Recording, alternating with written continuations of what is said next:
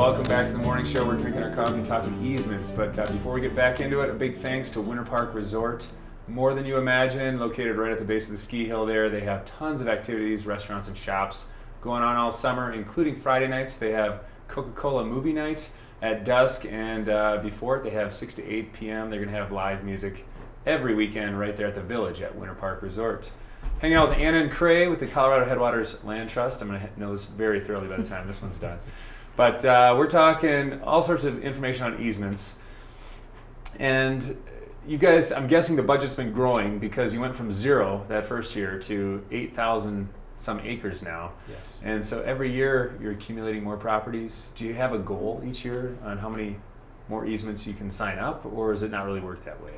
Is it more about educating as many people as you can and then seeing who we can bring on board? We typically get about 1 or 2 easements a year, and some are significant. So if we can do one or two significant easements a year, we're and you said happy. last spot that could take up to 2 hours or 2 years. I'm sorry. And so if it takes 2 years, to accomplish actually sign that easement must be a pretty big accomplishment. There's a lot of time spent with the landowner and applications and documents and so forth. It's pretty time consuming. And I assume a large part of being on the board is controlling budget and distributing as far as how we handle the stewardship as well as the acquiring new properties, That's as well as true. maintaining the organization. Yeah, we've got our own office building in Granby. It's not fancy, but it's our own building, and we have So you own the maintenance of building? that. Yes, we own it, and it's right by the stoplight, Granby's only stoplight. You have an easement on the yard around it, I assume? Anybody's No, welcome to stop in, and it's right across from the recycle place. So is there it's someone? easy to Do you find. carry office hours there, or is it by appointment, or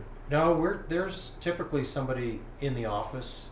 If not, traditional hours Monday through Friday? We've got the website that you can go to, but yeah, we've got operating budget each year to maintain the building, pay salaries, office equipment, the copier, all kinds of little stuff, mileage, Copiers meetings. are important, you know. Yeah.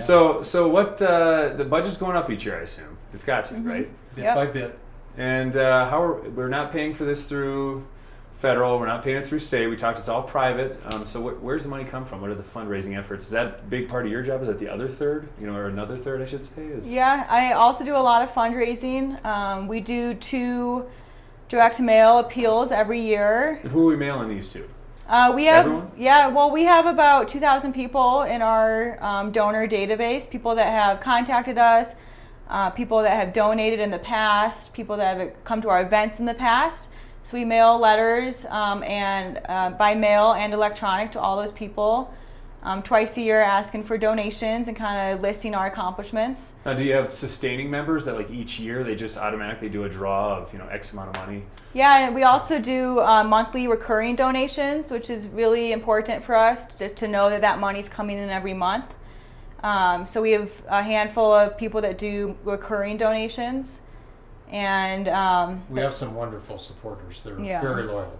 That's And great. That's great. So the money's coming like percentage wise from grants, donors, and events. Where would you say the money's mostly coming from? mostly from individual donations, a vast majority from That's individual incredible. donations. And that's Yeah. just, how are they learning about this? This is one great way is get your face on Channel 18 because everyone in the county watches it, obviously.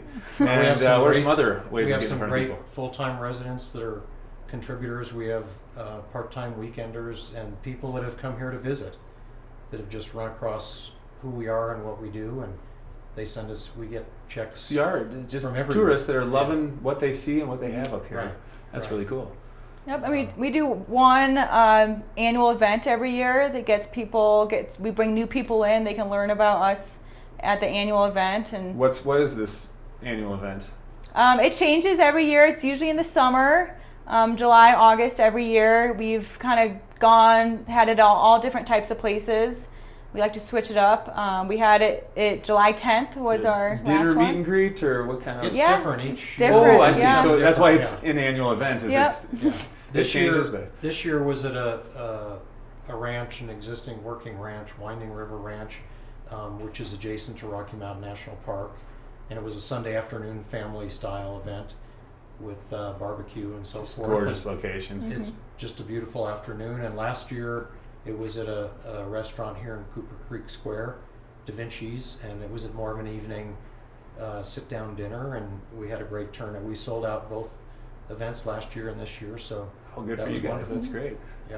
So a lot of success in the events, but like you said, Yeah. the individual donors are so important. Mhm. Yeah. That's why we can't harp hard enough on that website or stopping by the office to check you guys out, learn more, find out what you can do to help support you. If you don't own land and can't provide an easement, are there any big challenges that you experience with Well, this? like you mentioned, Grand County has a lot of nonprofits, and so we really appreciate the support we get. We know it's special when people tend to support our cause, so that's great, because there's a lot of competition out there, but they're all worthy causes. So Well, you guys have such a neat mission, and obviously everyone is here for the same reason. Rarely do you find someone that says, "No, I don't really like the outdoors." And if they do, if they say that, they're usually not putting up with the winter and everything else that comes along with Grand County. It's for the natural beauty, and it's wonderful that you guys are helping preserve that.